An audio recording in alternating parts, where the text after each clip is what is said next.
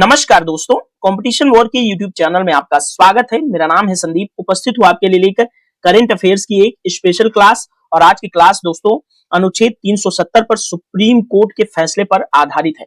दोस्तों इस फैसले को लेकर के हम विविध पक्षों पर विस्तार पूर्वक पड़ताल करने वाले हैं। इस वीडियो में आप अंत तक बने रहेंगे तो आपको आपकी परीक्षा के पॉइंट ऑफ व्यू से जो भी कंटेंट लेना है यहाँ पर आपको मिल जाएगा। दोस्तों ये वीडियो आपको यूपीएससी, पीसीएस, यूपीआरओ के प्रीलिम्स एंड मेंस में मुख्य रूप से उपयोगी होगा। दोस्तों यदि आप चैनल पर नए हैं और अभी तक आपने चैनल को सब्सक्राइब नहीं किया तो चैनल को सब्सक्राइब करके बेल आइकन को हिट कर दीजिए। और यहाँ पर आपको वीडियो के डिस्क्रिप्शन में कुछ लिंक्स हैं, उसको जरूर चेकआउट कीजिएगा। तो चलिए आइए विस्तार पूर्वक बात करेंगे अनुच्छेद 370 पर सुप्रीम कोर्ट के फैसले के बारे में। दोस्तों अनुच्छेद 370 पर सुप्रीम कोर्ट के फैसले को विस्तार पूर्वक हम यहाँ पर देखेंगे। दिसंबर 2023 के अंदर दोस्तों भारत के माननीय सर्वोच्च न्यायालय ने अनुच्छेद 370 और अनुच्छेद 35A के निरस्त्रीकरण पर अपना ऐतिहासिक निर्णय सुनाया। दोस्तों इस निर्णय के माध्यम से न्यायालय ने भारत की संप्रभुता एवं अखंडता की पुष्टि की, जिसे प्रत्येक भारतीय अपने मन में संजो कर रखता है। दोस्तों इस शीर्ष अदालत के फैसले के अंदर 5 जजों की संवैधानिक बेंच बनाई गई थी, जिसके अंदर जो अध्यक्ष होते हैं वो भारत के मुख्य न्यायाधीश होते हैं, जिसमें जस्टिस DY चंद्रचूड़ इस समय भारत के मुख्य न्यायाधीश हैं, justice Sanjay Kishan Kaul, justice Sanjiv Khanna, justice VR Gavai, justice Suryakant, ये 5 जजों की बेंच ने ये ऐतिहासिक फैसला सुनाया। दोस्तों सर्वोच्च न्यायालय ने माना कि 5 अगस्त 2019 को अनुच्छेद 370 को निरस्त करने का सरकार का निर्णय, जिसने तत्कालीन जम्मू कश्मीर राज्य के विशेष दर्जे को समाप्त कर दिया, संवैधानिक एकीकरण को बढ़ावा देने के लिए किया गया था, न कि विघटन के लिए। आप समझ रहे होंगे कि सर्वोच्च न्यायालय ने कहा कि सरकार द्वारा जो 370 को निरस्त करने का फैसला लिया गया वह संवैधानिक एकीकरण को बढ़ावा देता है, न कि विघटन के लिए। ठीक है, आइए इस संबंध में और चर्चा करते हैं। साथ ही दोस्तों सर्वोच्च न्यायालय ने माना कि अनुच्छेद 370 एक अस्थायी प्रावधान था। जम्मू कश्मीर राज्य की कोई आंतरिक संप्रभुता नहीं थी। सर्वोच्च न्यायालय के एक एक फैसले को, एक एक वर्ड को आप पूरे ध्यानपूर्वक सुनिएगा, क्योंकि इस तरह के सवाल आपसे यूपीएससी से लेकर के हर तरह के एग्जाम में पूछे जाने की संभावना है। दोस्तों न्यायालय ने माना कि अनुच्छेद 370 दो प्राथमिक कारणों से एक अस्थायी प्रावधान था। इसने एक संक्रमणकालीन उद्देश्य की पूर्ति की, जो कि जम्मू कश्मीर की संविधान सभा की स्थापना के लिए एक अंतरिम व्यवस्था करना, जिसे राज्य संविधान का मसौदा तैयार करना था। दोस्तों इसका उद्देश्य वर्ष 1947 में राज्य में व्याप्त युद्ध जैसी स्थिति के मद्देनजर जम्मू कश्मीर के भारत संघ में एकीकरण को आसान बनाना था। तो सुप्रीम कोर्ट ने कहा कि अनुच्छेद 370 जो है दोस्तों वो दो प्राथमिक कारणों से एक अस्थायी प्रावधान संविधान के अंदर किया गया था। ये दो कारण आपको यहाँ पर समझ में आए होंगे। ठीक है, पहला कारण क्या था कि जम्मू कश्मीर की जो है संविधान सभा गठित करना, जो राज्य का एक संविधान तैयार कर सके। साथ ही जब 1947 में पाकिस्तान ने जम्मू कश्मीर पर अटैक कर दिया था, उस स्थिति में जम्मू कश्मीर को भारत द्वारा जो सहायता प्रदान की गई थी उसके संबंध में ये एक अस्थायी प्रोविजन था। ठीक है दोस्तों, सर्वोच्च न्यायालय ने SR मुंबई बनाम भारत संघवाद जो कि 1994 में हुआ, उसके मामले के एक ऐतिहासिक निर्णय का हवाला देते हुए यह माना कि राज्यपाल राज्य विधानमंडल की सभी या कोई भूमिका ग्रहण कर सकता है। दोस्तों जो SR मुंबई बनाम भारत संघवाद 1994 था, वह राष्ट्रपति शासन के तहत राज्यपाल की शक्तियों एवं सीमाओं से संबंधित मामला था। ठीक है दोस्तों, न्यायालय ने यह दावा भी किया कि प्रस्तावित पुनर्गठन के संबंध में राज्य विधानमंडल के विचार अनुशंसनात्मक प्रकृति के हैं, न कि संसद पर बाध्यकारी होंगे। आई होप दोस्तों आपको सर्वोच्च न्यायालय का फैसला, सर्वोच्च न्यायालय ने जो भी निर्णय दिया अनुच्छेद 370 के संबंध में, उसके सारे प्रोविजन आपको अच्छे से समझ आए होंगे। आइए अब थोड़ा हम बात करेंगे आर्टिकल 370 को अच्छे से समझेंगे। यहाँ साइड में आपको न्यूज़पेपर की कटिंग मैंने आपकी सुविधा के लिए लगा रखे हैं। ये पूरा डेवलपमेंट है अनुच्छेद 370 पर, ये जरूर आप लोग देख लीजिएगा। और प्राइम मिनिस्टर जो है उन्होंने क्या कहा था इस संबंध में वो भी देख लीजिएगा। ठीक है, आइए अनुच्छेद 370 को थोड़ा सा समझेंगे, कुछ बुलेट पॉइंट डिस्कस करते हैं, उसके बाद विस्तार से भी हम अनुच्छेद 370 और अनुच्छेद 35 की बात करेंगे। तो पहली जो प्रोविजन थी आर्टिकल 370 के अंदर, वह था कि guarantees special status to Jammu Kashmir. Jammu Kashmir को इस स्पेशल स्टेटस की गारंटी दी गई थी, यानी कि विशेष प्रावधान। दूसरा, allow state assembly to make its own constitution. राज्य की विधानसभा को अपना खुद का संविधान बनाने के लिए इसमें प्रोविजन दिया गया था। तीसरी बात इसमें कही गई कि separate set of laws for state's resident such as citizenship. कहा गया कि राज्य की विधानसभा अपने नागरिकों के लिए निवास और नागरिकता के संबंध में कानून बना सकती है। चौथी बात कही गई दोस्तों, ownership for property and fundamental rights. जो विधानसभा है जम्मू कश्मीर की, वह वहां की संपत्ति और मौलिक अधिकार के संबंध में नियम बना सकती है। पांचवी बात, citizens from other states can not purchase land और प्रॉपर्टी इन द स्टेट। कहा गया कि भारत के जो मुख्य भूमि के लोग हैं, यानी कि जम्मू कश्मीर के अलावा जो अन्य राज्यों के लोग हैं, भारतीय राज्यों के लोग, जम्मू कश्मीर के अंदर कोई भी प्रॉपर्टी या भूमि नहीं खरीद पाएंगे। छठी बात इसमें प्रोविजन था कि central can not declare financial emergency under article 360। दोस्तों आप जानते हैं कि भारतीय संविधान के अनुच्छेद 360 के अंदर वित्तीय आपातकाल की बात कही गई थी। तो जो अनुच्छेद 360 था वित्तीय आपातकाल, वह जम्मू कश्मीर में नहीं लागू होता था। ऐसा प्रावधान था जम्मू कश्मीर के जो विशेष राज्य का दर्जा जिस अनुच्छेद के तहत दिया गया था आर्टिकल 370 का, उसमें। ठीक है, आई होप दोस्तों कुछ बुलेट पॉइंट्स आपको समझ में आए होंगे। न्यूज़पेपर की कटिंग में आपसे डिस्कस नहीं करूंगा, ये आपसे ये चाहूंगा कि आप लोग इसको वीडियो को पॉज करके देख लेंगे अच्छे से। दोस्तों आइए अब हम अनुच्छेद 370 को विस्तार पूर्वक समझ लेते हैं। दोस्तों भारतीय संविधान में अनुच्छेद 370 जम्मू कश्मीर को विशेष राज्य का दर्जा प्रदान करता था, जो भारत, पाकिस्तान और चीन के मध्य एक विवादित क्षेत्र है। जो जम्मू कश्मीर का मैप है यहां आपको दिया हुआ है, भारत के उत्तर में एकदम टॉप पर जो राज्य है वह जम्मू कश्मीर ही है। दोस्तों इसका मसौदा भारतीय संविधान सभा के सदस्य एन गोपाल स्वामी आयंगर ने तैयार किया था। इसे वर्ष 1949 में एक अस्थायी उपबंध के रूप में संविधान में जोड़ा गया था। तो आई थिंक आपको समझ में आ गया होगा कि आर्टिकल 370 कैसे हमारे संविधान में आया और इसका प्रोविजन किसने तैयार किया था और कब जोड़ा गया। दोस्तों इसने राज्य को अपना संविधान, अपना ध्वज रखने के साथ ही रक्षा, विदेश मामले एवं संचार को छोड़ करके, यानी कि जम्मू कश्मीर का रक्षा, विदेश मामला एवं संचार कौन डील करता था? केंद्र सरकार, यानी कि भारत की जो केंद्र सरकार है वो डील करती थी। लेकिन जो भारत जम्मू कश्मीर की विधानसभा थी वह अपना संविधान और अपना ध्वज रखने और अधिकांश जो स्वायत्त मामले थे उन पर जो है निर्णय ले सकती थी। दोस्तों यह विलय पत्र की शर्तों पर आधारित था अनुच्छेद 370, जिस पर वर्ष 1947 में पाकिस्तान के आक्रमण के बाद भारत में शामिल होने के लिए जम्मू कश्मीर के शासक महाराजा हरि सिंह ने विलय पत्र पर हस्ताक्षर किया था। दोस्तों 1947 में जैसे ही ब्रिटिश गवर्नमेंट ने भारत और पाकिस्तान को जो है आजाद किया, तो पाकिस्तान ने ललचाई हुई निगाहों से जम्मू कश्मीर की तरफ देखा।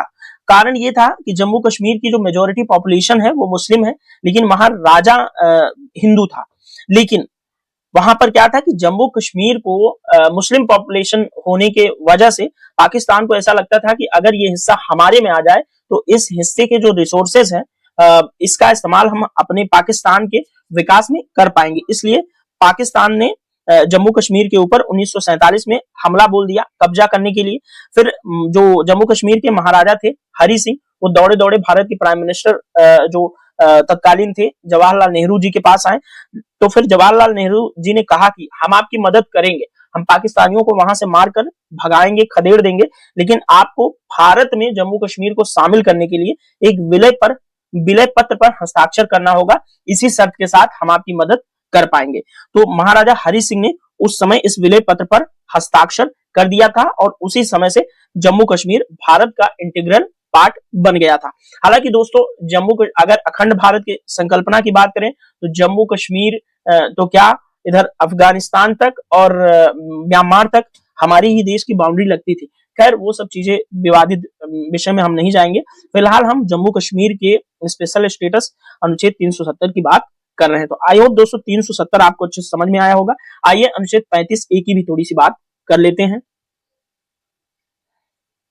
अनुच्छेद 35A दोस्तों भारतीय संविधान के परिशिष्ट 2 में निहित अनुच्छेद 35A जम्मू कश्मीर विधान मंडल को यह शक्ति प्रदान करता है कि वह राज्य के स्थायी निवासियों और उनके अधिकारों व विशेषाधिकारों को परिभाषित कर सकता है।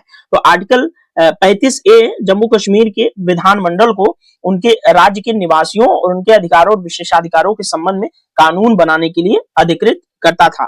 दोस्तों गौरतलब है कि 1954 में राष्ट्रपति राजेंद्र प्रसाद द्वारा पारित एक आदेश के जरिए संविधान में एक नया अनुच्छेद 35A जोड़ा गया था। दरअसल 35A दोस्तों संविधान का वह अनुच्छेद है जो जम्मू कश्मीर विधानसभा को ये अधिकार देता है कि वह राज्य के निवासियों को परिभाषित कर सके। जहां तक दोस्तों राज्य के नागरिक माने जाने की शर्तों की बात है तो जम्मू कश्मीर के संविधान के मुताबिक स्थायी नागरिक वह व्यक्ति होगा जो इन दो शर्तों को पूरा करता होगा। यानी कि पहली शर्त यह है कि 14 मई 1954 को राज्य का नागरिक रहा हो। दूसरी 14 मई 1954 के पहले 10 वर्ष से राज्य में रह रहा हो और उसने वहां की संपत्ति को हासिल किया हो। साथ ही दोस्तों अनुच्छेद 35A के मुताबिक अगर जम्मू कश्मीर की कोई महिला किसी गैर कश्मीरी से विवाह कर लेती तो उसके सारे अधिकार वहां पर जम्मू कश्मीर के अंदर खत्म हो जाते हैं। साथ ही उसके बच्चे को भी कोई भी अधिकार जम्मू कश्मीर के अंदर दिया नहीं जाता। जबकि भारत का सुप्रीम कोर्ट कहता है कि पिता की संपत्ति में पुत्रों के साथ साथ पुत्रियों का भी समान हक है। लेकिन जम्मू कश्मीर में चूंकि अनुच्छेद 35A और 370A के तहत स्पेशल स्टेटस प्राप्त था, इसलिए जम्मू कश्मीर की जो विधानमंडल थी वह अपने नागरिकों के संबंध में इस तरह के कानून बना सकती थी। आई होप दोस्तों आपको अनुच्छेद 370 और 35A अच्छे से समझ आया होगा। आइए कुछ और चीजें इसमें देख लेते हैं। दोस्तों भारतीय संसद के अंदर जम्मू कश्मीर पुनर्गठन अधिनियम, जम्मू कश्मीर पुनर्गठन अधिनियम 2019 5 अगस्त 2019 को पारित किया गया। इस अधिनियम ने दोस्तों जम्मू कश्मीर को 2 केंद्र शासित प्रदेशों, पहला जम्मू और कश्मीर, दूसरा लद्दाख में विभाजित कर दिया। तो जो जम्मू कश्मीर राज्य पुनर्गठन अधिनियम था 2019 का, उसने जम्मू कश्मीर को 2 केंद्र शासित प्रदेशों में डिवाइड कर दिया, पहला जम्मू कश्मीर, दूसरा लद्दाख। ठीक है। और पहले क्या था कि जम्मू कश्मीर यूटी तो था ही, लेकिन लद्दाख भी जम्मू कश्मीर का ही हिस्सा माना जाता था। और लद्दाख जो भी रिसोर्सेस केंद्र सरकार की तरफ से जम्मू कश्मीर के विकास के लिए दिए जाते थे वो जम्मू में ही सिमट कर रह जाते थे, लद्दाख को नहीं मिल पाते थे और कश्मीर भी उससे अछूता रहता था। दोस्तों अनुच्छेद 370 के निरसन के बाद जम्मू कश्मीर में हिंसा की घटनाओं में उल्लेखनीय गिरावट दर्ज की गई। आधिकारिक आंकड़ों की बात करें तो पिछले 4 वर्षों में आतंकवादी घटनाओं की संख्या में 50% से भी अधिक की कमी आई है। साथ ही सुरक्षा बलों ने 300 से भी अधिक आतंकवादियों को मार गिराया है। इसका श्रेय दोस्तों कई कारकों के संयोजन को दिया जा सकता है जिनमें सुरक्षा उपायों की वृद्धि, खुफिया सूचनाओं का बेहतर संग्रहण और उग्रवाद के लिए सार्वजनिक समर्थन में गिरावट शामिल है। तो आई होप दोस्तों आपको ये चीजें समझ में आई होंगी। और अब आइए हम बात करेंगे कि आखिर जम्मू कश्मीर के स्पेशल स्टेटस को वापस क्यों लिया गया। दोस्तों यहां पर 2 चीजें आपको मिलेंगी। यहां पर आपको कारण और निवारण दोनों मिलेगा, यानी कि जम्मू कश्मीर से अनुच्छेद 370 क्यों हटा और इसका लाभ क्या हो रहा है, ये दोनों यहां पर आपको देखने को मिल जाएगा। तो इसलिए ये जो है पेज आपके लिए बहुत ज्यादा इंपॉर्टेंट है, चाहे तो आप इसका स्क्रीनशॉट भी ले सकते हैं। दोस्तों अनुच्छेद 370 ने जम्मू कश्मीर के भारतीय संघ में पूर्ण एकीकरण में बाधा डाली, अलगाववाद की भावना पैदा की और राज्य के विकास को बाधित किया। ये एक बड़ा कारण था जिसकी वजह से जम्मू कश्मीर के स्पेशल स्टेटस को समाप्त किया गया। साथ ही दोस्तों क्षेत्र में आतंकवाद और अलगाववाद का समर्थन करने के लिए पाकिस्तान द्वारा अनुच्छेद 370 का दुरुपयोग भी किया जा रहा था। दोस्तों अनुच्छेद 370 जम्मू कश्मीर में महिलाओं, दलितों और हाशिए पर स्थित अन्य समूहों के विरुद्ध भेदभाव करता था। इसे निरस्त करने से ये समूह भारतीय कानूनों के दायरे में आ जाएंगे और उन्हें समान अधिकार एवं अवसर प्राप्त होंगे। आई होप आपको समझ में आ गया होगा कि क्यों जम्मू कश्मीर से स्पेशल स्टेटस लिया गया और इसके हटने के बाद से लाभ क्या हो रहा है। दोस्तों, अनुच्छेद 370 ने जम्मू कश्मीर के शासन में पारदर्शिता और जवाबदेहिता की कमी पैदा की, और यदि ये हट गया यानी कि निरसन होने से क्या हुआ कि राज्य में केंद्रीय सतर्कता आयोग और सूचना अधिकार अधिनियम के दायरे में आ गया राज्य, जिससे क्या हुआ कि राज्य के अंदर बेहतर शासन और जवाबदेही सुनिश्चित हो पाएगी।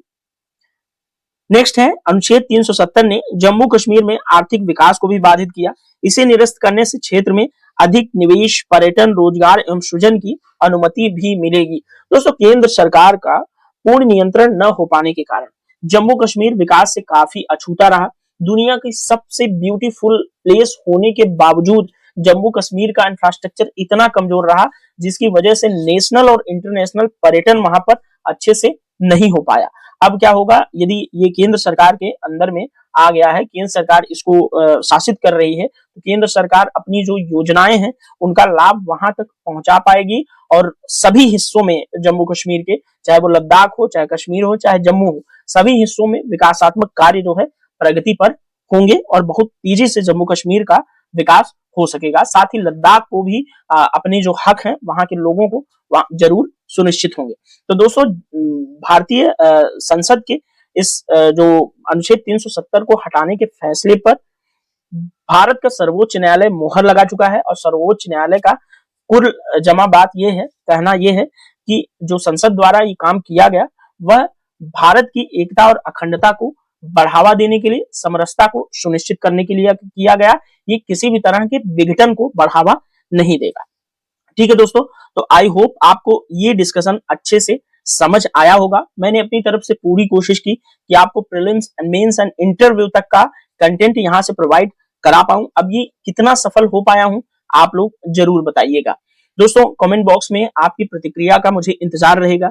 यदि ये वीडियो देखने के बाद आपको लगे कि चैनल किसी भी तरह से आपके लिए उपयोगी है, तो चैनल को सब्सक्राइब कर दीजिएगा, दोस्तों के साथ शेयर जरूर कीजिएगा, वीडियोस को भी लाइक और शेयर कर दीजिएगा। साथ में यदि आप यूपी पीसीएस 2024 प्रीलिम्स की तैयारी कर रहे हैं, तो यहाँ पर इस चैनल पर आपको जून 2023 से करंट अफेयर्स की बहुत सारी वीडियोस मिल जाएंगी। एक प्लेलिस्ट इस पर बनाई गई है करंट अफेयर्स घटनाक्रम के नाम से, समसामयिक घटनाक्रम के नाम से।